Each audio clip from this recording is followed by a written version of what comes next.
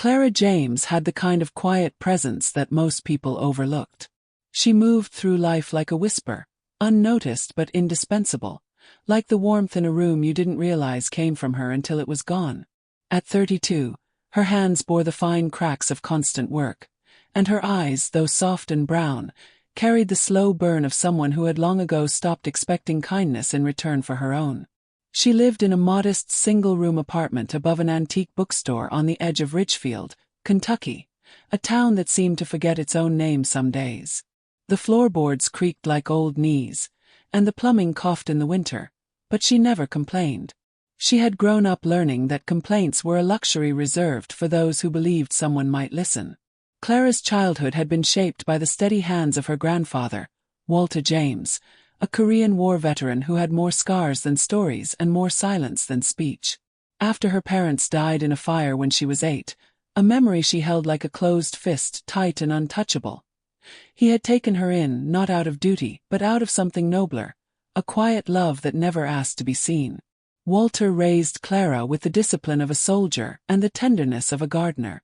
He taught her how to fix a leaky faucet, how to shoot a rifle, how to sit still long enough to hear what silence was trying to say. But more than anything, he taught her dignity. You can lose your money, your home, even your name, he would say, but don't ever give away your dignity. That's the only thing they can't take from you. And Clara never did. Not when kids at school whispered about her thrift store clothes, or when teachers pitied her instead of challenging her. Not even when she was 16 and working 2 jobs just to help her grandfather afford his heart medication. She kept her head high and her words few. She didn't make a fuss, she made things work. Now, as an adult, Clara worked at a run-down diner just off Main Street, where the fluorescent lights buzzed like dying insects and the linoleum floor was forever sticky. She was a waitress, a dishwasher, a janitor, and sometimes, when the cook was too drunk or the manager didn't show up, the unofficial manager too. She wore the same faded uniform every day and kept a spare in her locker, folded with almost reverent care.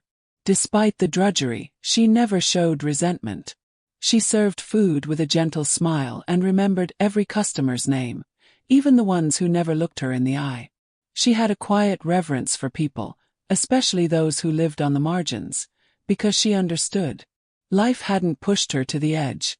It had built her home there. Her only companion was a stray gray cat named Smokey who slept on her windowsill and greeted her each night like a loyal sentinel. They shared meals, warmth, and a strange unspoken understanding that neither had asked for much from the world, and neither had been given much in return. But what little they had, they shared without hesitation. Clara didn't dream big anymore. She didn't yearn for faraway cities or miraculous escapes. She found small joys in the smell of coffee at dawn, the hush of snowfall on an empty street, the brittle softness of old pages in a second-hand novel. But underneath it all, beneath the silence and routine, there lived a deep, aching hunger, to matter, even if just for a moment, be seen. Not applauded or admired, but simply recognized by the world as someone who had chosen kindness, even when it wasn't fashionable. Especially when it wasn't returned. And it was in this quiet ache, this silent storm of decency and doubt, that her story would begin. It had been raining since late afternoon, the kind of soft, persistent rain that made everything feel older, like the sky itself was remembering something painful. The streets of Ridgefield glistened with the dull glow of streetlights and the reflections of neon signs that flickered half-heartedly in diner windows. Inside the Sterling Spoon Café, warmth came not from its aging radiator, but from the soft clatter of dishes, the smell of overcooked bacon, and the quiet murmur of small-town conversation. Clara was clearing table 4 when the door creaked open behind her. She didn't turn right away. She was used to the sound. Customers came and went like ghosts in this place. But then she felt it, the sudden pause in the air, like the room had exhaled and forgotten how to breathe. Slowly she looked up. He stood in the entrance, soaked to the bone.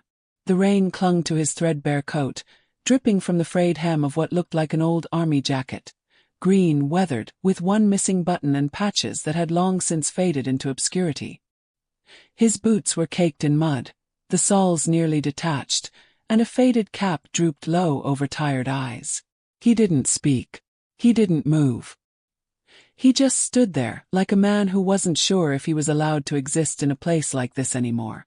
Clara's heart tugged, gently at first, like a memory brushing past her ribs. Something in the curve of his shoulders, the way he carried his weariness like it had weight, real, physical weight, reminded her of her grandfather in his final days. There was a particular kind of silence in men who had seen too much and been heard too little, and this man wore it like a second skin. Most of the cafe didn't even look up. The regulars sipped their coffee and stared into their phones, too practiced in indifference to be disturbed. But Clara moved toward him, slow and calm, like approaching a wounded animal. "Hi there," she said softly, her voice barely rising above the soft jazz crackling from the overhead speaker. "You out of the rain?" The man gave a small nod, just once, and stepped inside. Water pooled beneath his boots. He didn't ask for a table. He didn't even sit. He approached the counter and placed his hands on it. Hands darkened by sun, scarred by time, and shaking ever so slightly. When he spoke, it was like gravel over glass. "Just some hot water," he said. "And maybe, if there's any bread you were gonna toss out." Clara blinked. She didn't move for a moment. It wasn't just the request. It was the way he said it, with a kind of practiced humility, like someone who had rehearsed being invisible and hoped she wouldn't break the spell. She could have asked the manager. She could have said no. She could have done what most people did when kindness wasn't convenient. Nothing. But something deeper rose in her chest. Something that sounded like her grandfather's voice in her memory. You measure a person not by what they have, but by what they give when they have nothing to spare. So she nodded. "I'll be right back," she said gently. In the kitchen she prepared a plate. Not scraps. Not leftovers. A full meal, a grilled cheese sandwich, a small bowl of tomato soup, and a cup of black coffee. She paid for it herself, slipping the few crumpled bills from her apron pocket without hesitation. When she brought it back, she placed it in front of the man without a word. He stared at it like it might vanish. "You sure?" he asked, his voice quieter now, like he was afraid kindness might be a trick. Clara only smiled. "I'm sure." He sat down at the corner booth, alone. He didn't devour the food. He didn't even touch the coffee for the first 5 minutes. Instead, he rested his hands on the table, just holding the warmth of the mug like it was the first thing that had touched him gently in years. Clara watched from behind the counter, not out of curiosity, but because something in her couldn't look away. There was a dignity in his silence, a kind of unspoken history in the way he sipped the soup, slow, measured, grateful, like he was trying to taste the memory of something long forgotten. No one else spoke to him. No one else looked at her. But for Clara that moment mattered. Not because of what she did, but because of what she felt. How the simple act of offering food had opened something raw inside her. A realization that kindness isn't always loud. Sometimes it's just the quiet refusal to look away. Later, when her manager found out, there would be shouting, accusations, punishment. But none of that had happened yet. In this moment, Clara wasn't a waitress. She wasn't a poor woman trying to survive. She was just a human being, recognizing the humanity in someone the world had forgotten. And without knowing it, she had just changed the course of her life. The next morning the rain had stopped, but the sky still wore the heavy gray of unfinished storms. Clara stood at the edge of her bed for several minutes. Her apron folded in her hands like a flag from a battle she didn't know she had fought. She hadn't slept much. The man's face, creased, haunted, dignified even in defeat, had followed her into every corner of her dreams. She couldn't shake the way he held the coffee mug, not for the drink itself, but for the warmth, like he was trying to remember what it felt like to be held by something that didn't mean harm. When she walked into the Sterling Spoon Cafe that morning, the bell above the door jangled with its usual cheer, but the silence that greeted her was different. It wasn't absence. It was anticipation. Something cold and expectant. The kind of silence people carry when they already know what's about to happen, and it isn't good. Darla, the cafe manager, was waiting by the register with her arms crossed, a clipboard hugged tight to her chest like a weapon. Her lipstick was too red for this hour of the morning, and her eyes were steel under neatly plucked brows. "You got a minute?" she said, without looking up from the papers in her hand.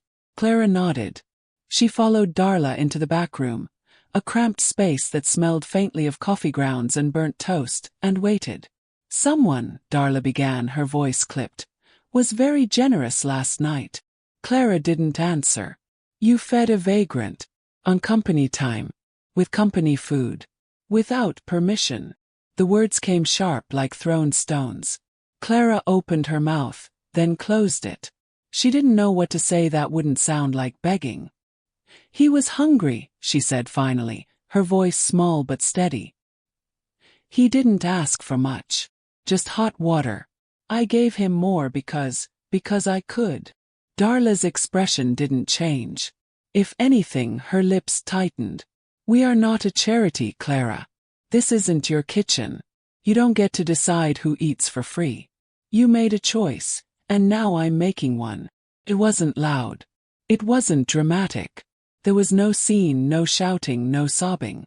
Just a simple statement, a form slid across the desk, and a space where her name used to be.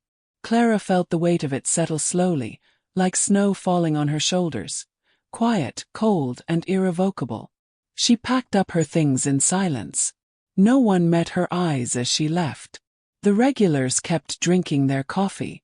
The cooks kept flipping eggs. Life moved on, indifferent. Outside, the street was still wet, glinting with puddles and broken light. Clara stood on the curb with her apron balled in one hand. Her entire world reduced to the contents of a canvas tote bag. For the first time in years, she didn't know what came next. Paycheck was gone. Rent would follow. The silence in her apartment would grow louder. But even then, even in the fragile echo of loss, she didn't regret what she had done.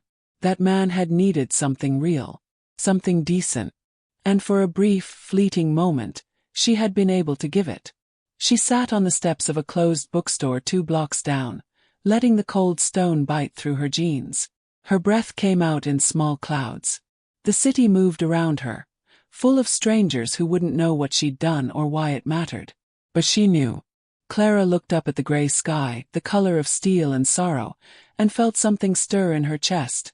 Not anger, not even sadness, but clarity. The world could be cruel, yes. But there was something crueler still. Apathy.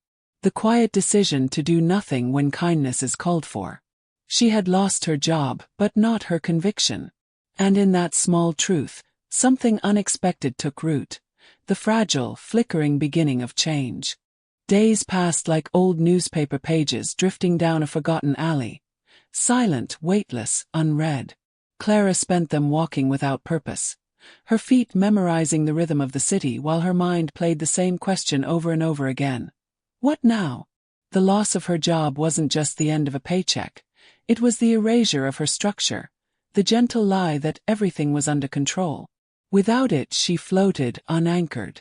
On the 5th morning, she found herself at the park bench again, the same one where she had given the man a cup of coffee and the last piece of apple pie. She wasn't sure why she came. Perhaps it was hope or guilt or the dull echo of both. The trees whispered with wind and pigeons danced at her feet, hopeful beggars that reminded her too much of herself. She sat in silence, watching the world move around her like it had somewhere to be. That was when she saw him. At first just a shape at the edge of vision, then slowly, unmistakably him. The coat was the same, though even more threadbare now, the sleeves fraying like old rope. He walked with the cautious rhythm of someone used to being ignored, or worse, feared. But there was purpose in his gait, as if memory had guided him back. When he reached the bench, he didn't sit right away. He just stood there, his eyes meeting hers with a quiet intensity. They were tired eyes, yes, but alert, observant. The eyes of someone who had lived too long in the margins and learned to read the room before stepping in. "I didn't know if I'd find you again," he said. His voice was softer than she remembered, less guarded. There was something almost apologetic in it. Clara managed a small nod. "I wasn't sure I'd see you again either." He lowered himself onto the bench beside her with slow, careful movements, like a man remembering how to trust the ground beneath him. For a while they said nothing. Just sat. Two strangers bound not by history, but by a single moment of humanity. "I owe you an apology," he said finally. "You lost something because of me." Clara blinked slowly. She had rehearsed 100 things to say if she ever saw him again, but none of them felt right now. They all sounded like excuses or worse, bitterness. "It wasn't your fault," she said. "You were just hungry." He nodded, but his jaw tightened. "Still, that cafe, your job. I know what it means to lose things. To be left with nothing but cold nights and your own thoughts screaming at you." She looked at him, then really looked. His face, though worn, carried a kind of reluctant grace. The kind people overlook until it's gone. And she realized something she hadn't before. He wasn't broken. He was bent, yes, weathered and worn and covered in the dust of all he'd endured, but not broken. "What happened to you?" she asked, not out of curiosity but care. He didn't answer right away. He stared ahead, into the small square of the park where a child was trying to chase pigeons with a stick. "I had a family," he said at last. "A daughter. Wife. I was a carpenter once. Built things that stood longer than I ever did. Then life happened. The kind of things people whisper about when they think tragedy can't hear them." Clara didn't press. She let the silence breathe between them. "They're gone now," he continued. "Accident. Fire. After that I stopped building. Stopped living too. Just existed. Wondered. Some days I'd wake up in places I didn't recognize, wondering how I got there. Some nights I didn't want to wake up at all." She listened, not with pity, but with reverence, like hearing a sacred story that deserved not interruption but presence. "But that night," he said, turning to her, "you saw me. Not just a bum on the street. You looked at me like I was human again. Do you know what that does to a man?" She felt something tighten in her throat. "I only gave you pie," she whispered. "No," he said firmly. "You gave me a reason to come back." A cloud passed overhead, and the park shifted slightly into shadow. But the bench, their bench, remained lit by a shaft of gentle late-morning sun. Neither of them moved. "I've been thinking," he said, "about rebuilding. Not houses, maybe. Not yet. But something. Maybe it starts with this bench. With a conversation.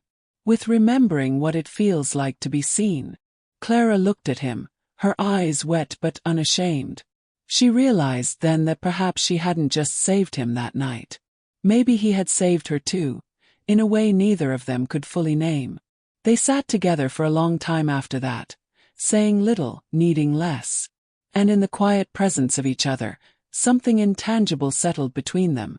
Not salvation, not closure, but connection. And sometimes that's enough. The trouble with kindness is that it doesn't always end in gratitude. Sometimes it ends in spectacle. At first, Clara thought nothing of it. A girl had been watching them that morning in the park, not too close, not overtly. Just another pedestrian scrolling her phone, sipping iced coffee, pretending not to be interested. Clara remembered thinking how young she looked, with neon headphones and an oversized hoodie that read "Wake, Roll, Repeat."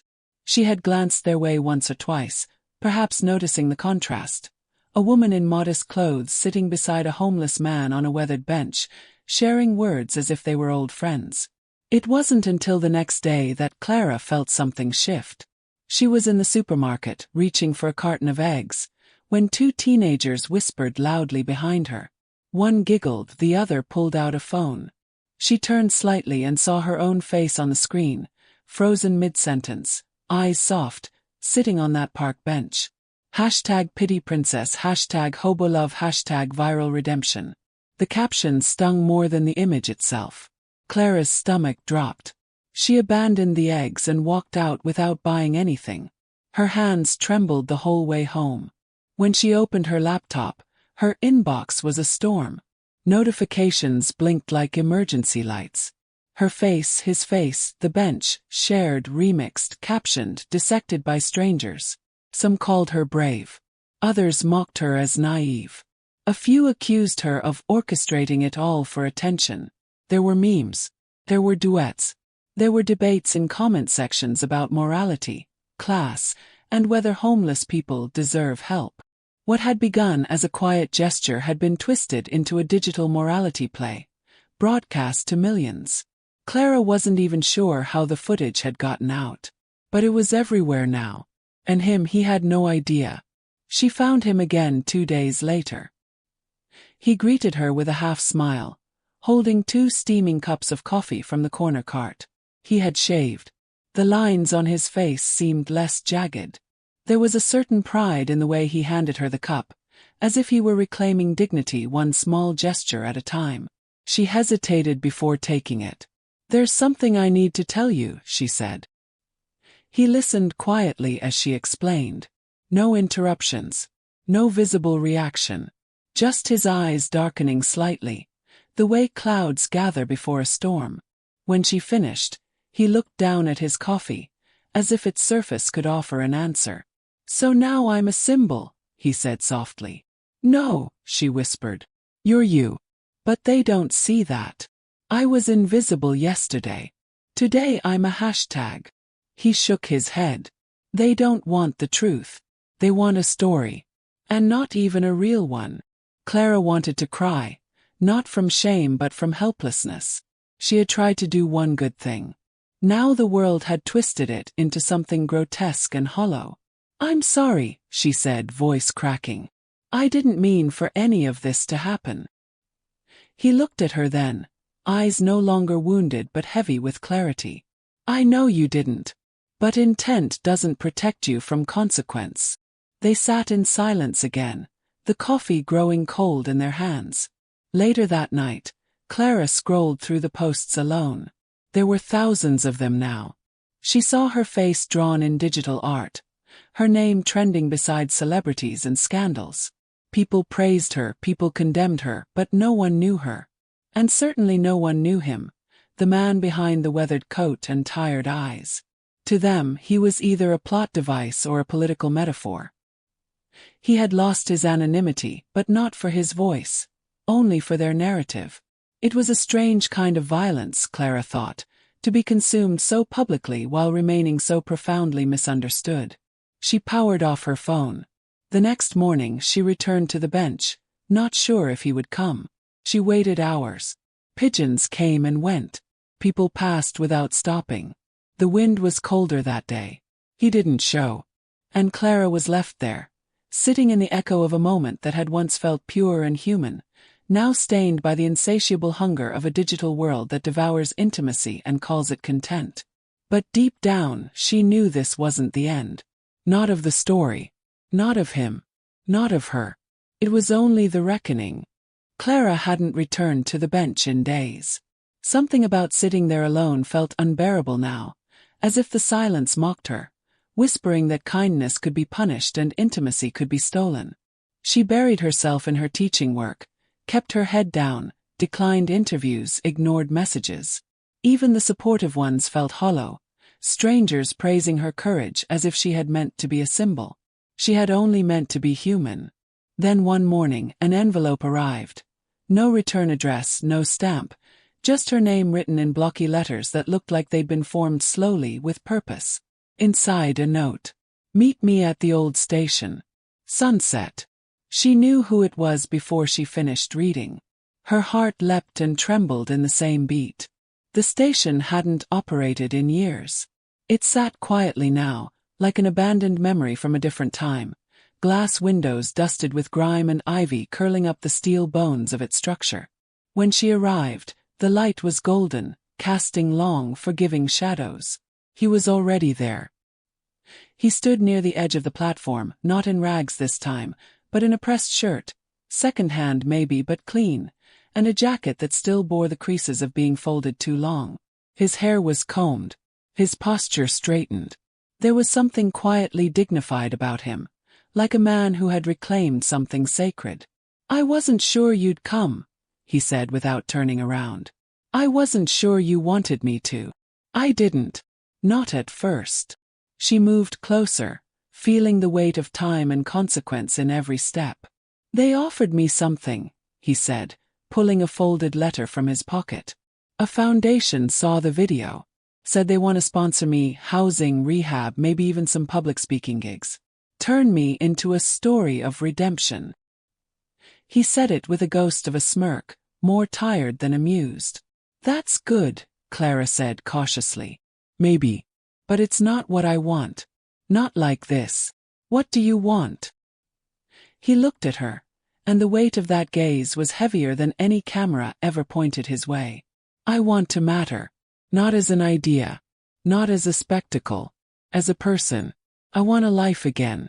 One that's mine, not curated or captioned. He hesitated, then reached into his coat and pulled out something else. A crumpled sheet of paper, covered in handwriting. Names, numbers, ideas. It looked like the start of something. I've been working on a plan, he said. A real plan. I want to start a place, a shelter, but more than that. Place where people can come back to themselves. Where stories aren't extracted and sold, but honored quietly, privately. No cameras. No clicks. Clara stared at him, overwhelmed. That's incredible. He nodded. But I can't do it alone. I don't have the contacts, the skills, the trust. Not yet. But you, people listen to you now, whether you like it or not. She blinked, uncertain. Are you asking me to help you build this? I'm asking you to be part of it. 'Cause you saw me before they did. And because maybe you're the only one who still sees me. Her throat tightened. So much had changed in such a short time. Her life, once defined by quiet, solitary routine, was now teetering on the edge of something unknown and beautiful. And terrifying. I don't know if I'm strong enough, she said honestly. Then we'll build strength together, he replied. And with that, the offer was no longer about redemption or charity or even hope. It was about partnership. It was about healing side by side, not one saving the other, but both walking out of the fire towards something new. Clara took a breath, long and trembling. Yes, she said finally. Let's do it. The sun dipped below the horizon, and the platform grew dim. But in that fading light they stood together. Two people reshaped by mercy, scarred by exposure, but not broken. Not anymore. The seed of change often begins in moments so small they slip beneath the weight of the world's noise, unnoticed, yet quietly seismic beneath the surface of ordinary life. For Clara and him, it wasn't a grand speech or a viral campaign that sparked the shift. It was the careful, deliberate acts that whispered of dignity, trust, and shared humanity. They started modestly, meeting at the community center's back room, where peeling paint and tired linoleum bore silent witness to years of forgotten promises. The room was cold at first, a cavern for ghosts of past hopes, but it was theirs. Together they laid plans. Not the flashy, public plans of foundations or press releases, but blueprints etched in empathy and purpose. He was the first to suggest something simple. A warm meal. Not just food, but a ritual of nourishment, an invitation to belong. He spoke of evenings spent on cold streets, how the absence of a hot meal was an ache deeper than hunger. Clara listened, heart aching in recognition. She knew that food was more than calories. It was comfort, a silent assurance that someone cared enough to care. They reached out quietly, one person at a time. A woman who smelled of damp wool and sorrow. An old man who smiled but whose eyes told stories of war and loss. A teenager whose hands trembled too much to hold a book. They offered soup, blankets, an invitation to sit and be seen. No questions asked, no judgments made. Only presence. One evening, as Clara ladled thick stew into chipped bowls, she caught sight of him talking softly with a man who had been silent for weeks. The conversation was slow, careful, like two dancers learning the steps of trust. She saw a flicker in the man's eyes, a spark that hadn't been there before. It was fragile, but it was there. And that fragile spark was everything. Later, alone in the dim glow of her small apartment, Clara felt the weight of exhaustion settle deep in her bones. But it was not the weariness of defeat. It was the fatigue of fighting invisible battles with invisible people, the kind that leave no trophies or applause. She thought about the headlines that had come and gone, the social media storms, the fleeting attention of strangers. None of it mattered here, in this quiet work. Here every thank you was a lifeline. Every moment of connection was a brick in a foundation far sturdier than any viral fame. One day, a letter arrived. An unassuming envelope, postmarked from a small town miles away. Inside was a note from the teenager they had helped, now enrolled in a community college program, struggling but hopeful. "Thank you for seeing me," it read. "For believing I was worth the effort." Clara read the words again, feeling tears sting her eyes. Small actions, quiet faith. The kind that rewrites stories not in headlines, but in lives. She looked up to find him standing in the doorway, eyes gentle but fierce with determination. "We're doing more than I thought possible," he said. "We're doing what matters," she corrected softly. And in that moment the world outside, the noise, the spectacle, felt far away. What mattered was here. The slow rebuilding of trust, the small acts of kindness that added up to salvation. Clara knew then, with unshakable certainty, that this was only the beginning.